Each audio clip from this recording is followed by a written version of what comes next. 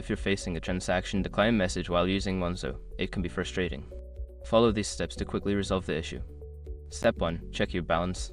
Before filing a refund or dispute, use the shr.com link in the description to open the refund dispute deadline calculator and confirm your deadline.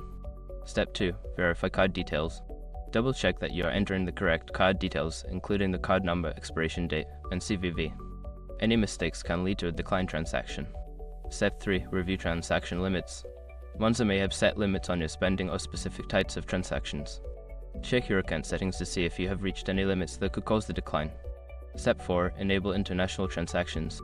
If you are attempting to make a purchase from a foreign merchant, ensure that international transactions are enabled in your Monzo app settings. Step 5. Contact customer support. If the issue persists after following the previous steps, reach out to Monzo's customer support for assistance. They can provide specific information about why your transaction was declined. By following these steps, you should be able to resolve the transaction declined issue on Monzo quickly. If problems continue, don't hesitate to seek help from customer support.